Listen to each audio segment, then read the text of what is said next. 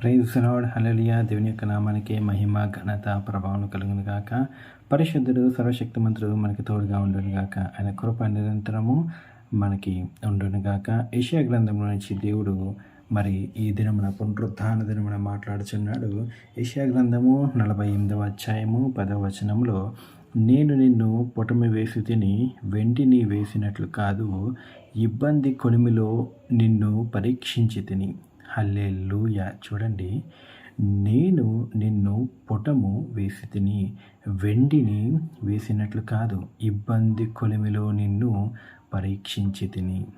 అగ్నిలో వెండి బంగారాలు వేసినప్పుడు, అగ్నిలో ఇనుముని వేసినప్పుడు ఆ ఇనుమంతా కరిగిపోయి ఒక లిక్విడ్ బయటకు వస్తుంది, ఒక ద్రవం.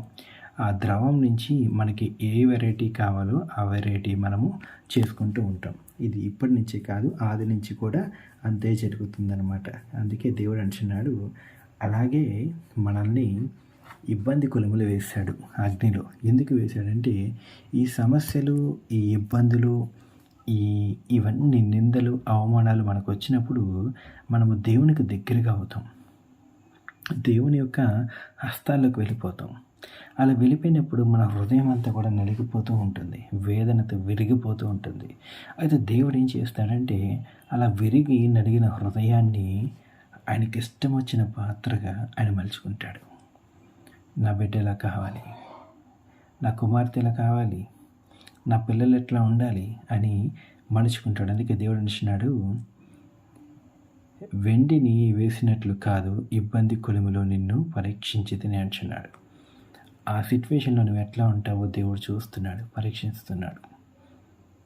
చూడండి, నిజంగా దేవుని యొక్క బిడ్డలారా, కొన్నిసార్లు మనకి అనుకోనికుండా ప్రాబ్లమ్స్లోకి వెళ్ళిపోతాం. కొన్నిసార్లు దేవుడే నడిపిస్తాడు. అయితే దేవుడు నడిపించే ఇబ్బందులు ఎలా ఉన్నాయి, మనము ప్రాబ్లమ్స్లోకి ఎలా వెళ్ళిపోతున్నామో మనం కనిపెట్టుకోవాలి. అయితే మనం ప్రాబ్లమ్స్లోకి వెళ్తే కొంచెం ఇబ్బంది తప్పదు, కానీ దేవుడే నడిపిస్తే గనక ప్రతి ఇబ్బంది నుంచి తొలగిస్తూ తీసుకెళ్తాడు. ఎందుకంటే ఆయనే కదా. ఇప్పుడు చూడండి, ఒక కుమ్మరి ఉన్నాడు.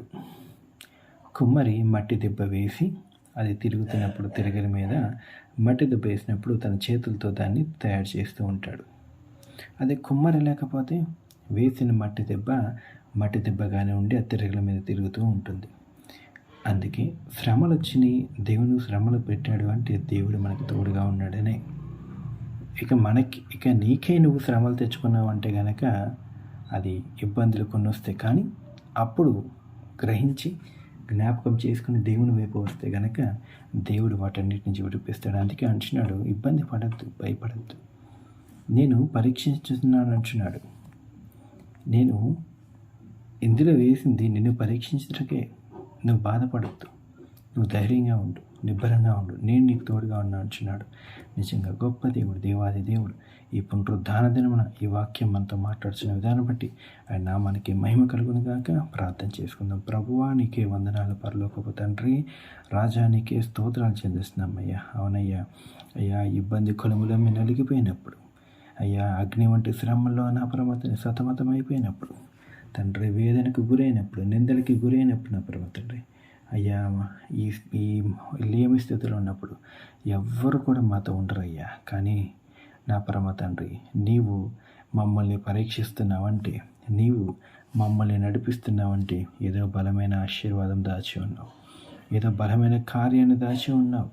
మేము ఊహించలేని అయ్యా, మేము వివరించలేని, మేము కనుగొనలేని అయ్యా కార్యములు దాచిన దేవా, మీకే వందనాలు, మీకే కృతజ్ఞతాస్తులు చెల్లిస్తున్నామయ్యా. రాజా, వందనములు, దేవానికే స్తోత్రం చెల్లిస్తున్నాం. నిన్న నేడు ఏకరీతిగా ఉన్న తండ్రి, ఈ పునరుద్ధాన దినమున ప్రతి ఒక్కరూ వేగంగా నీ మందిరానికి వచ్చేటకు కృపణ భాగ్యం దయచేయండి. నేను ఆరాధించటకు కృపణ భాగ్యం దయచేయండి అయ్యా. నీ ఆవరణంలో ఉండటకు కృపణ భాగ్యం దయచేయండి. అదే రీతిగా నా పరమ తండ్రి, దేవుని అల్పుల్ని జ్ఞాపకం చేసుకోండి. ప్రతి ఒక్కరిని దీవించి ఆశీర్వదించమని, అదే రీతిగా దాసులను కూడా జ్ఞాపకం చేసుకోమని, ఈ హోలీ స్పిరిట్ మినిస్ట్రీస్ కూడా దీవించి ఆశీర్వదించమని, నజరేయుడు సర్వశక్తిమంతుడు దేవుడి నామములోనే ఈ ప్రార్థనంతా కూడా అడిగి విడిపించున్నాం నా పరమ తండ్రి. ఆమేన్, ఆమేన్.